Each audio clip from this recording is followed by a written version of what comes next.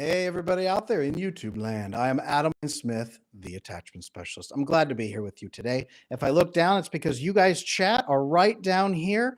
Glad to connect with you. Today is open live Q&A, all about relationships. I'm here to help. I'm here to answer questions, and I'm looking forward to connecting with you.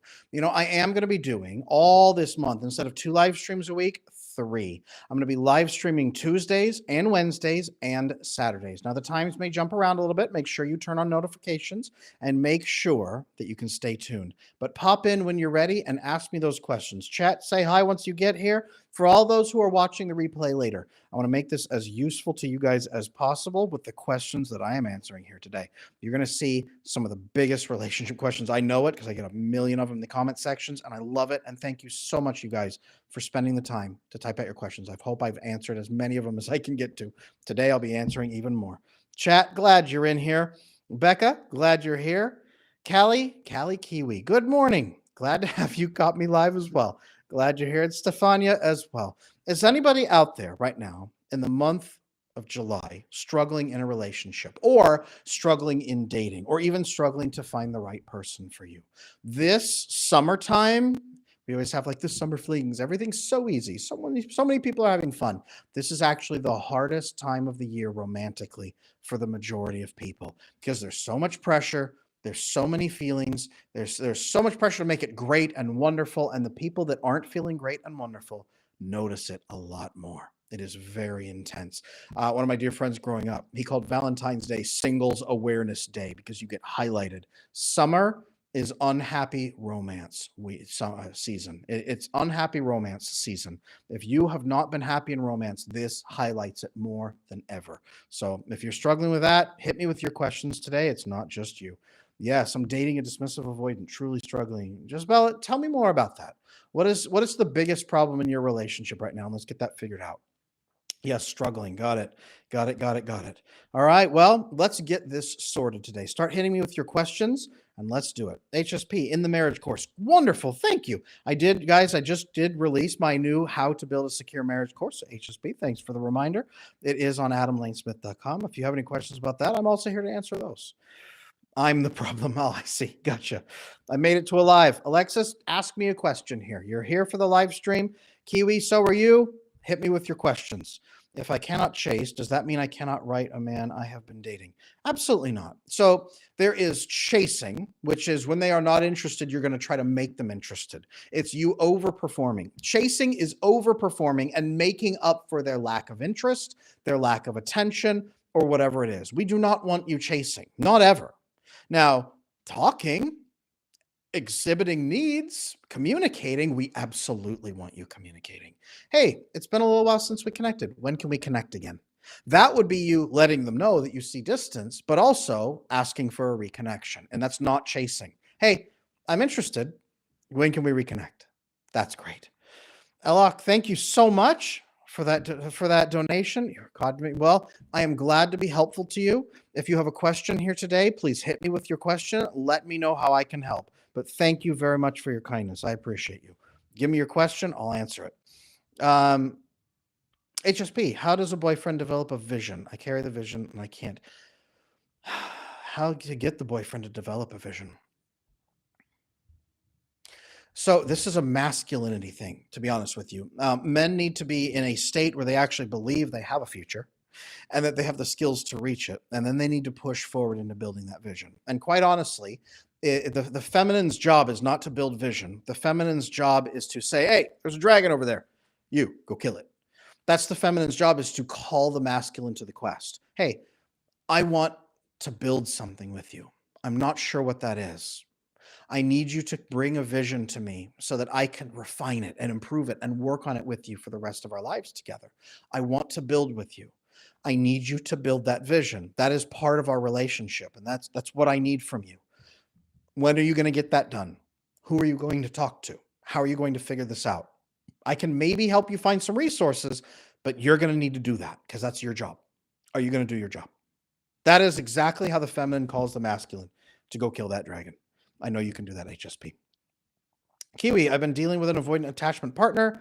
I've worked to become secure prior to getting into this relationship. I've exhausted my resources. Okay. When do you admit defeat? You talk with them and say, I want to build. I want to build so much with you. I'm really excited for this. I'm looking forward to it. What do you want? What is your long-term vision for a relationship? What does commitment look like to you? What would we be building together? What's the longer purpose of us actually being together as a couple? What will we achieve? What roles are we going to fulfill? How can we be a power couple? Right? That's the conversation you have. How can we be a power couple? Do you want that? Right? And then look at their actions. Not like, yeah, babe, I totally want that. Like, now get away from me. No, no, no. What are we going to do to achieve that? What's our next milestone? Okay. I believe the optimal building relationship for male and female is the man as the CEO and the chief executive officer and the woman as the COO, chief operations officer. I lay out this whole system inside the How to Build a Secure Marriage course of how to build that. That is the optimal. Every woman here asking, like, I need a vision. How do I get him to do this? How do I get him to commit to this? What? He needs to be the CEO. You can't be the COO and the CEO, and he's some dude who occasionally comes in as a consultant but keeps his feet up on the desk the whole time, and you're doing both your jobs. He needs to do his job, or you have a CEO who doesn't want to be a CEO. He wants to go somewhere else and run a hot dog cart. Let him go run a hot dog cart on the street. Find a CEO who's actually going to work with you. That's the answer right there. I hope that helps, Kiwi. I'm going to roll back here. Coco the Nut. I'm unclear about detect tension early and manage tones under emotional climate control. Absolutely. So generally speaking, here's what it means is, do I feel close and intimate with you? Do you seem stressed and upset most of the time? When you're stressed out, do you come toward me and get refreshed? Do you run away and pull away? Is there tension in our home? Are we actually meeting each other's needs? Are we exhibiting signs of fulfillment and bonding? Is our sex life doing pretty good, or is it pretty minuscule? Is it diminishing, right? When was the last time we went on a date? Is the intimacy between us, is it emotional, which then builds physical, or are we just compensating with mechanical physical because we're completely lacking the emotional, right? All of this is some of the context. This is what the COO, this is what the woman is tracking in the relationship, and then bringing that data in. I hope that's helpful. Kim Holland, good to see you again. Very good to see you. Hi, Adam. I'm here on my lunch break. I think I'm more on the secure with a touch of avoidant, possible, as I'm going through your process. I'd like to be on your if you new podcast soon. I would love that. That sounds like it could be fun. We're gonna have to run it by my producing team because they say yes or no. Let's link up and have a conversation when you're ready. That would be fantastic, though. I'd love that. Ashley, my boyfriend and I have been dating for over 7 months. He told me he thought we had different moral reasons, but gives vague answers. He says he wants to talk today. He's a fearful avoidant. So 7 months is when the novelty dopamine is dead. It dies at 5 to 7 months. What you guys should do is sit down and have a conversation about what does the rest of what are our vision? What's our long-term vision and goal that transcends emotions? And then what are our morals and ethics? And do they align? And if so, fantastic. And if we are burning out on dopamine and he's now wanting to be non-monogamous, for example, that happens at 7 months, a lot of men, does he understand that it's because he's blocked on his oxytocin receptors and he's not getting the fulfillment he needs? So monogamy is going to sound horrible and painful to him. But if he opens up those blocked oxytocin receptors, monogamy can be flourishingly joyful and pleasing and fantastic and fulfilling, but only under those conditions. Does he know that, right? Have those conversations. So go into that today and ask a lot of questions. That's what you need to do. Working on it. What about men who constantly look to the woman to validate his decisions?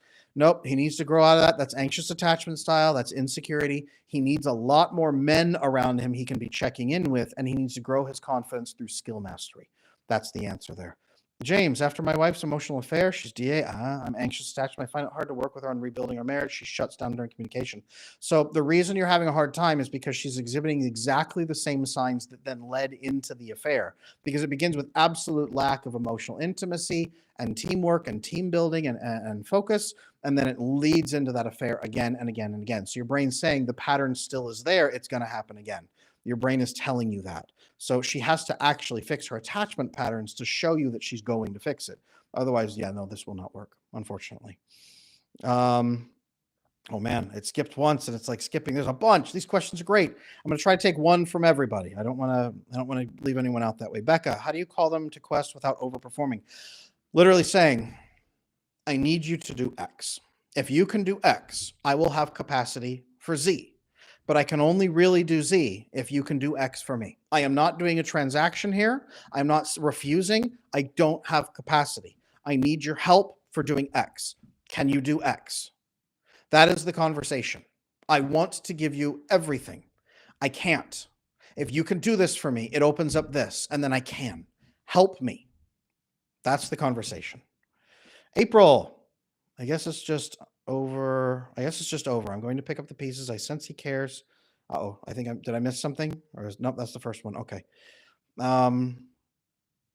I sense he cares not enough to even talk at all. That's where he put this. Yeah, that unfortunately happens a lot. If they ghost, they pull away, they run away. And if they're refusing to engage with you, you invite them to have a conversation. They refuse. That's them telling you through information that they're too afraid. Usually it's a fear response. They're giving into their fear response. They're giving into their amygdala and their limbic system. They're not thinking clearly, and they're just going to run away instead. And it's impossible to build a trusting union in that. It's impossible. Very impossible. Ashley, he told me he thinks this isn't going to work and said we should break up. Oh, yep. Oh, that's what he said. He told me he thinks this isn't going to work. He said we should break up. Ask why. I have a video here on this channel about why avoidants threaten to leave you all the time. I don't think this will work and we should break up is not usually actually breaking up with you. It's pitching the problem out. Now, if he's open to information and open to talking about, like, for example, my video here, the biochemistry of avoidant attachment style, or my video, what a man with avoidant attachment style needs to be happy. If he would sit and watch that with you and learn about his oxytocin receptors and why he's not bonding and why he's going to chase this phantom feeling for the rest of his life and never be happy, that could work on it. But if he's not willing to learn, then no, it's not possible. Those are the pieces. Is he willing to learn or no? Alexis, my husband's avoidant. I'm anxious, trying to be secure. We've been married shy of a decade. We've been doing okay till he took part of an NC. At least that's where it started. Okay. Oh, here we go. Try to talk, he shuts down. He gray walls. I've been focusing on myself. Now I can feel more detachment from him and starting to be less priority. Have you taken a look at my How to Build a Secure Marriage video course? Have you taken a look at that? Because it lays out the exact system for both of you to rebuild your marriage and be thriving and comfortable and fulfilling to both of you. It's spoken, it works for women. Women love the course, but it's spoken in a language that men understand. It's not touchy-feely. It's not overly emotional. It's exact. It's measurable. It's practical. It shows you why you need to build emotional intimacy and safety, emotional safety. It shows you all of that. So Alexis, could you guys go through that course together? Could you go through the course and then use some of the tips in there with him? See how he responds.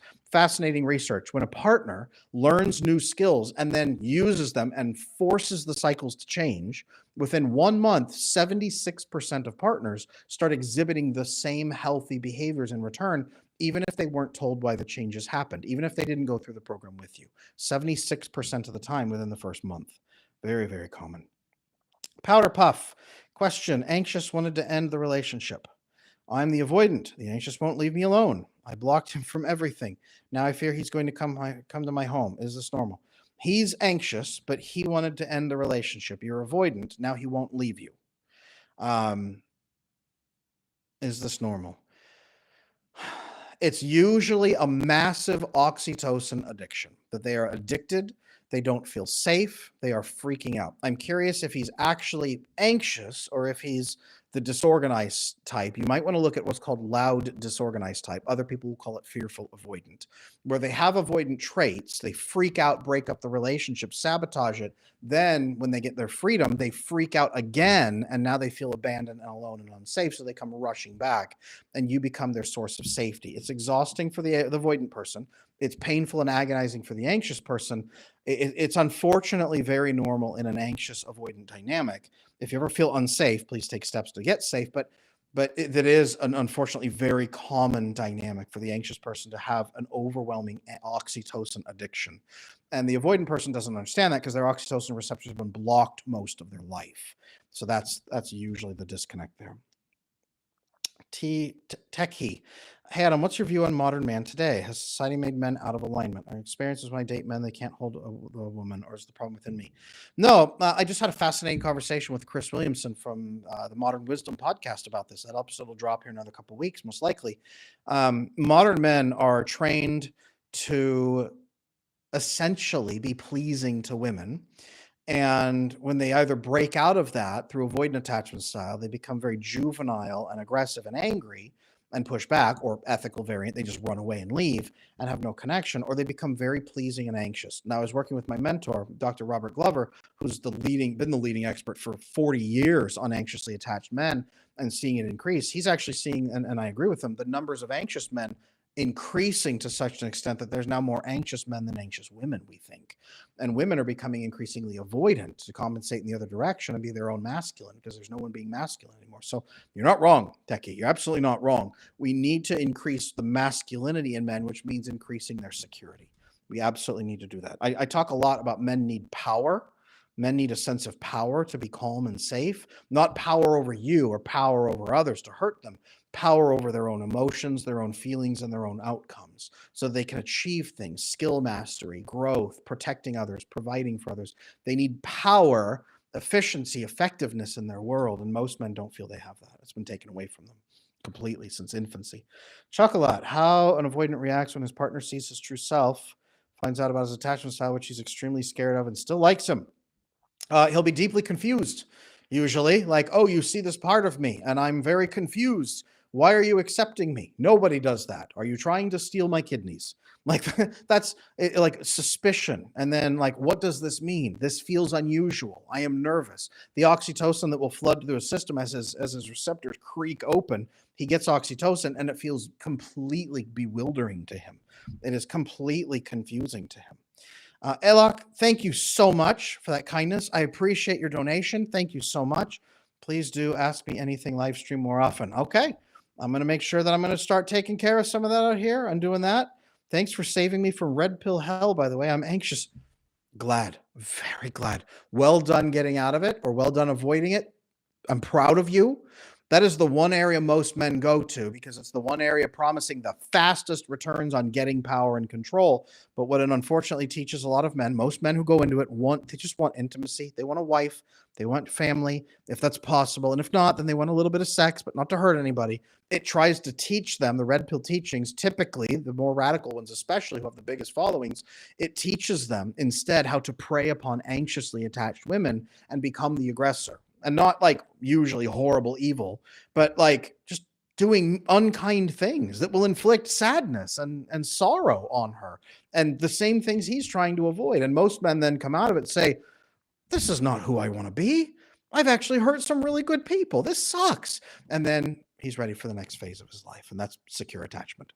That's where that comes in. All right. I'm going to try to take a few more questions here. Natalie. Hi, Adam. The avoidant and I'm secure now, have started talking again after 2 years apart. Ooh. He reached out to me and wants to date. That being said, he texts and reaches out every few days. Is this normal for people starting talking again? It is.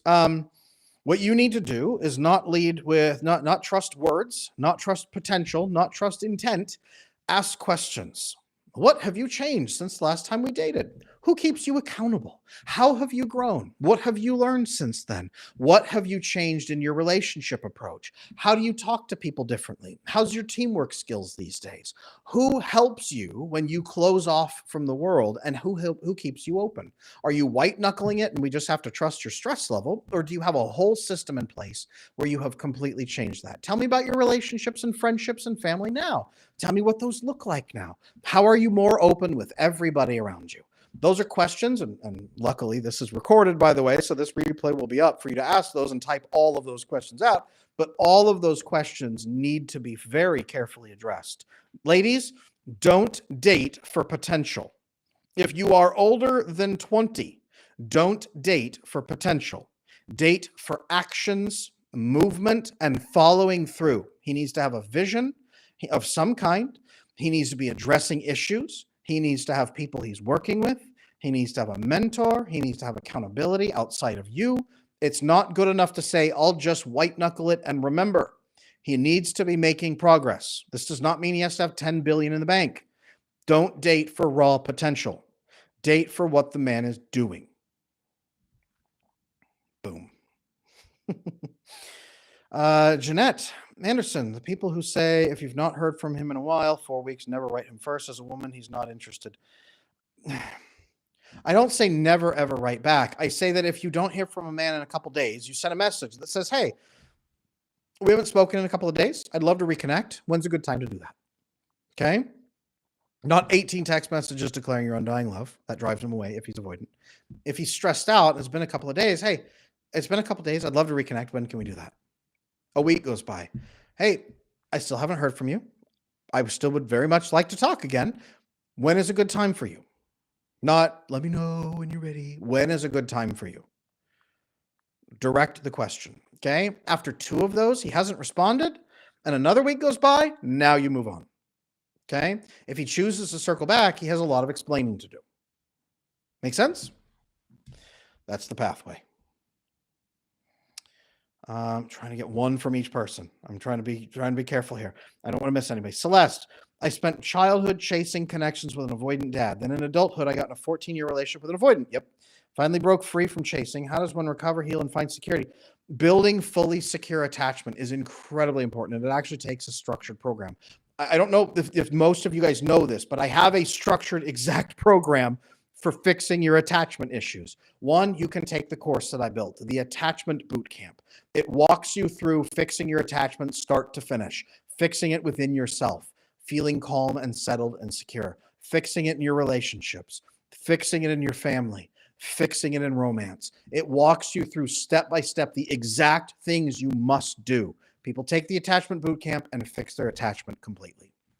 You can do that. If you don't have the time to go through a course, you want accelerated help or very specific help to you, we have the Attachment Repair Coaching Program. Me and my team of coaches can walk you through it in a combination of individual coaching and group coaching. Me and my team, all of us working together side by side with you to fix your attachment. We have that available too. It's all on adamlanesmith.com. It's on my website. You can find it right there. All right. Hey, JGJ, good to see you in here. Welcome back in. It's been a little while. Still having trouble making friends. At what point does one need to change locations for a new life? Well, locations sometimes can matter. I'm not going to say it doesn't. But generally speaking, switching up your approach to the types of groups you're going and connecting in, the people, the sort of people you're connecting in. Keep in mind that you are a very specific type of person, and you're not just going to make friends in line at the grocery store. Not always. Some people can, most people can't.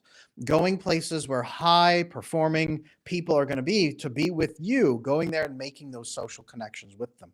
Yes, that's helpful. So your location can be city, but it also can be social circle. It can be activity. It can be the sorts of things you're doing, right? Very, very, very important. Your mic is cracking a lot. Does anybody else hear my mic cracking a lot? Let me know if that's the case.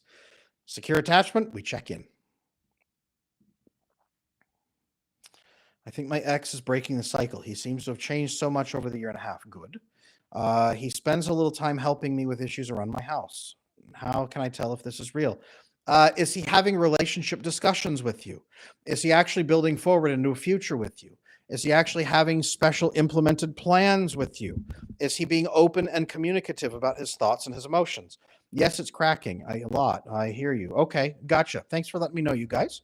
It's actually a pretty solid mic, so I'm curious about why that might be. Let me know if this is fixing it. Maybe it's a connection thing. I've never had that issue before. But that's cool. Let me know if it gets better or worse.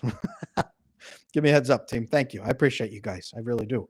Secure attachment, taking the feedback, trying to work on it. Let me know how it is now. Give me a yes or no if it's fixed.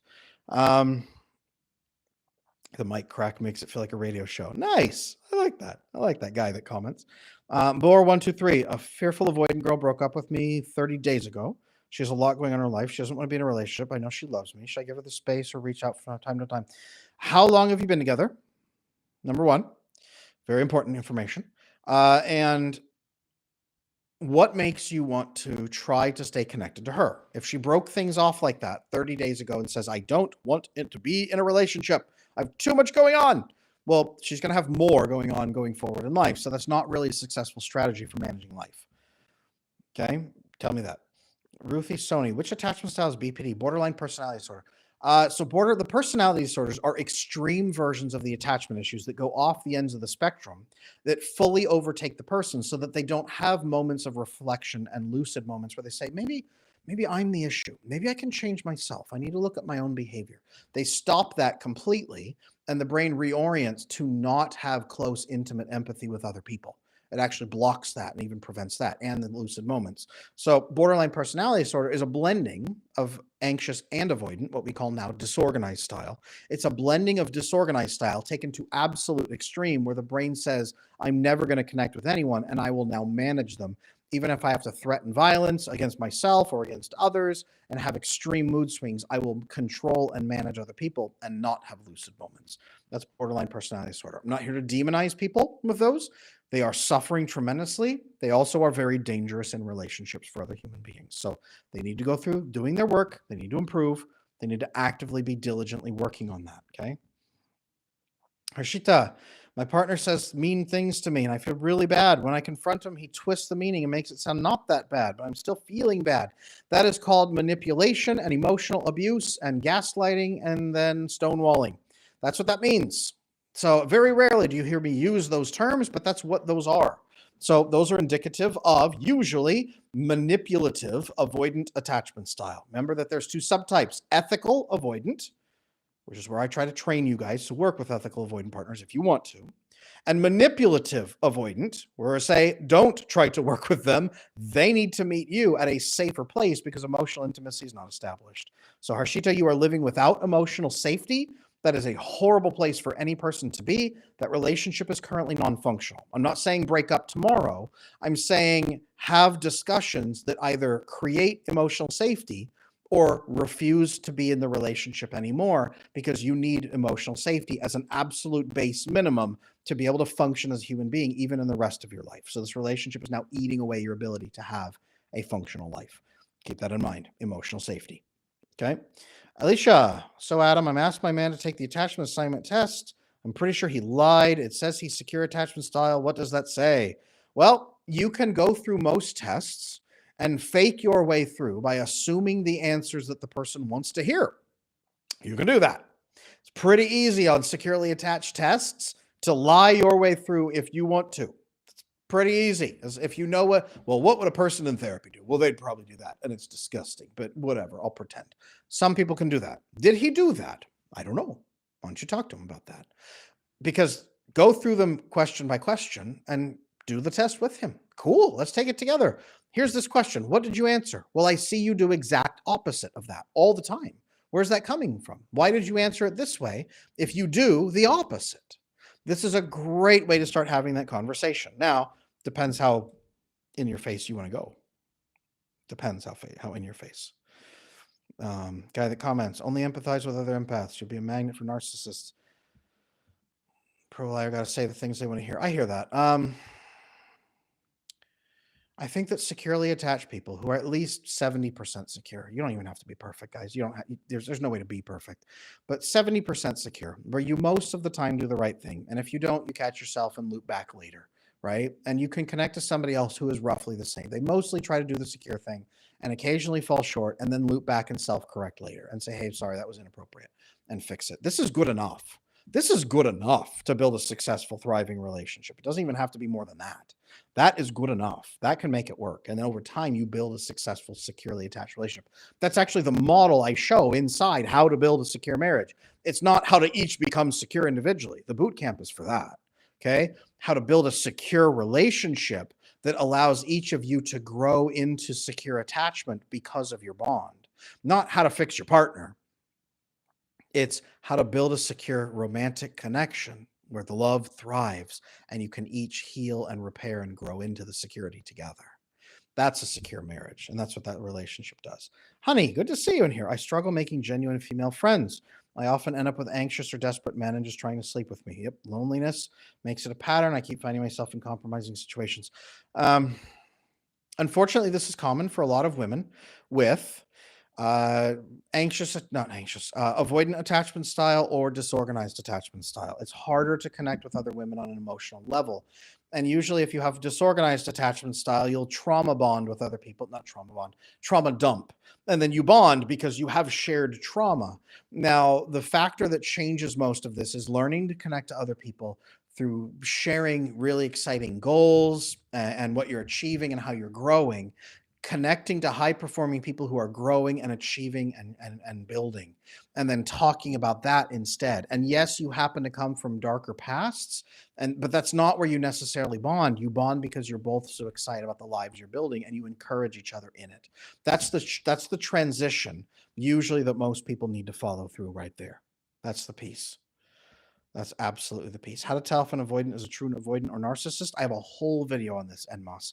Go back and watch my earlier video on distinguishing narcissists from avoidant. Is he avoidant or narcissistic? Go check that out. That's a very important video to make sure you watch. I'll take one more. Monet, hi, Adam. How do I approach avoidant husband with concerns about drinking in excess?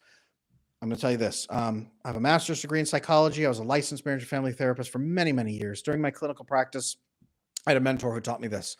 When you work with somebody who's doing destructive, harmful behaviors, understand that everyone else on the planet is yelling at them for it. They are yelling at themselves for it.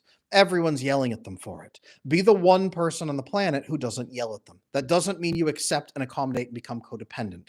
It means that you start by asking, what is that doing for you? What is the good there? What is the benefit? You're not a stupid person. You're doing this, for a reason. Why? What is the reason you're doing this? What's the added benefit? What is this accomplishing for you? And then, are there other ways we could meet that? Can we go through the science and the data of what could fulfill you instead? Are you willing to try some of those? And if those are fulfilling, are you willing to ease off of this one and lean more fully into those? Cool. Let's go investigate those together. And then if they go investigate them with you, fantastic. If they say no or refuse or don't do any of it, this is telling you they want to stay in that. They are not going to change in this case. And you now have to start making a decision for yourself. What am I willing to take on? How much am I willing to accommodate? I'm not saying get a divorce. How much am I willing to accommodate? And how much do I need to step back and let you begin failing and facing the consequences so that you see the consequences? And now it's harder for you to continue doing what you're doing, right? That's the feature right there. I wish it was easier than that, Monet. I'm glad you asked me that. Hey, look, thank you so much for one more donation. That's very, very kind. Opinion about hookup culture and Esther Perel. I've talked about hookup culture so long. I've talked about it for so long. I think that it is broken people exploiting other broken people, usually without meaning to, because it's all that they know. And it's anxious and avoidant people trying to exploit each other back and forth, trying to earn love, earn connection, earn approval, find something and get what they need. And it's not going to work, and it doesn't create happiness. It creates so much sorrow and so much misery. I think that hookup culture is just a symptom, though, of the larger brokenness that we're living in. And I think that as we fix secure attachment, everything gets better. I think that we see the research on this, that people are even engaging in hookup culture less and less because it's just not fulfilling. They want more, and there is so much more. There is so much more.